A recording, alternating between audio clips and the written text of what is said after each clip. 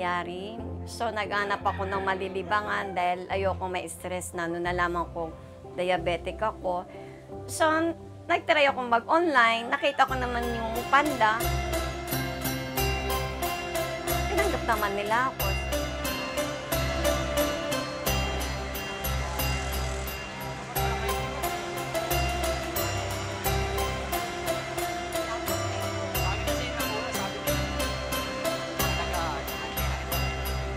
Tawag nila sa akin nanay. Ako ang nanay ng BGC.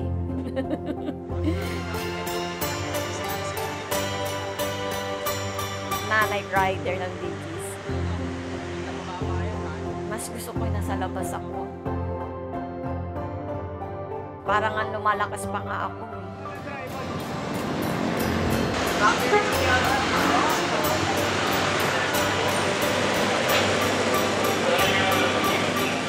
Ako si Adrian Tumamaw.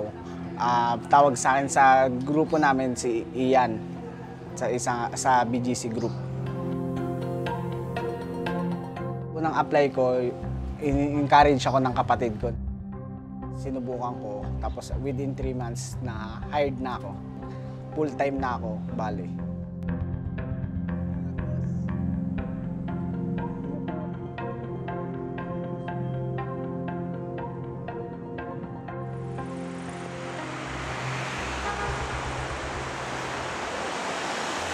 So, doon ko nakilala yung mga rider.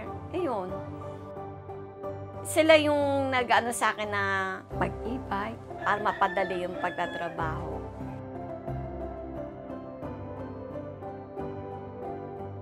Natutuwa sila sa akin kasi sabi nila, although na ganito na edad ko, kaya ko pa. Pugi! Malakas! Malakas! Nakaisa ka na? Nakakasalungo ako mga bata. Bilib ako sa mga bata kasi mga iba doon working student.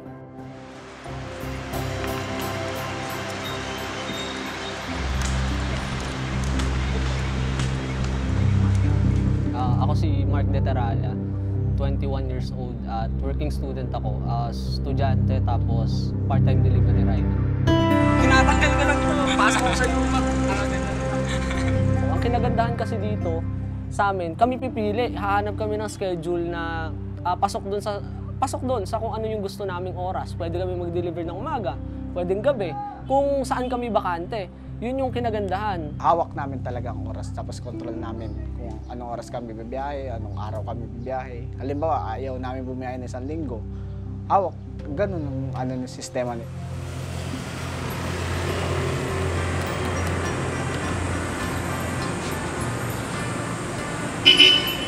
Dito, wala kaming limit na sa isang araw, pag nagtrabaho ka ng gantong oras, ito lang yung kita mo, fixed na.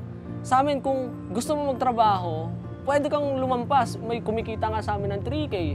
Minsan, mas malaki pa doon dahil doon sa sipag nila, tsaka doon sa oras na nilalaan nila doon sa pagtatrabaho. Yun yung kinagandahan. Bilang food delivery rider, yung una mo talaga niyan is yung mga kakabisaduhin mo, yung lugar, kasi mahirap maligaw.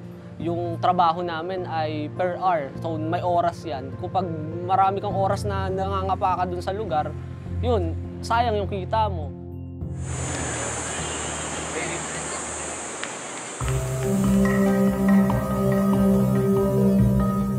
Ang problema lang talaga lagi is yung isa na yung number 1 namin, hijack. Tapos yung pangalawa, RTB, return to vendor. Yung nagkakaroon ka na fake booking, number 1 yon. May mga rider na nagnanakaw ng order ng iba, may mga customer naman na nagpi-fake book ng mga rider. Yun yung mga kalaban namin. Till now, from the beginning hanggang ngayon, yun rin yung sakit ng ulo namin. Cancel mo to, cancel mo.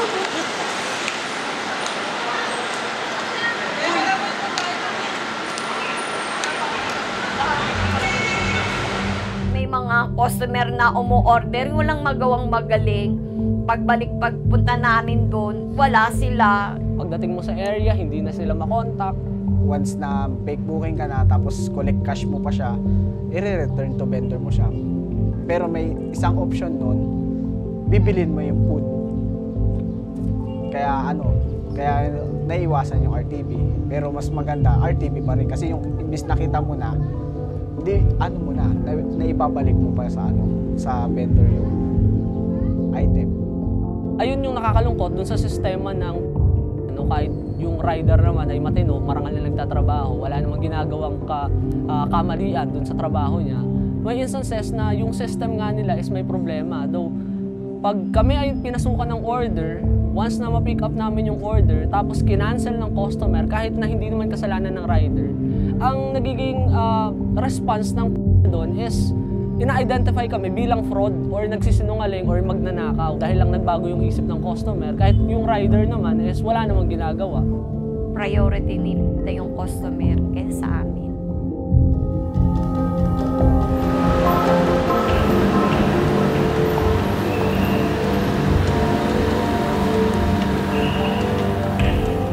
May mga kapwa rider naman kami na hindi naglalaro ng patas. Nagnanakaw ng order. Instead na i-deliver ko, yung order na hindi naman para sa kanila, kinuha na dun sa tindahan. Tapos, yun, kinain, ganun, inuwi.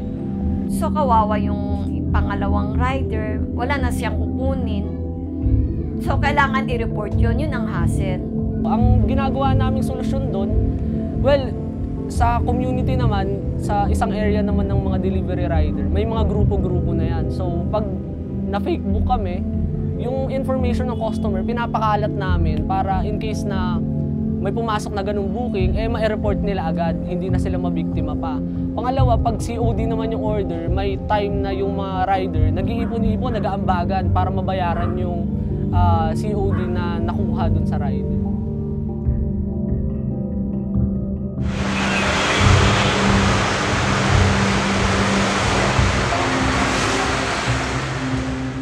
Karamihan sa mga kasamahan ko, naawa, katulad yung isa, naawa ako kasi 3 beses ang na-hijack. So, lagi niya nire-report. Kasi pag report ka ng report, alam mo naman, per delivery ka lang naman, di ba? May oras. Nauubos yung oras doon. Lalo na yung mga customer na hindi nagpapakita. Yun lang nakaka-stress. Pero, may way naman Kung wala yung customer, report and then back to return to vendor and then another order na naman.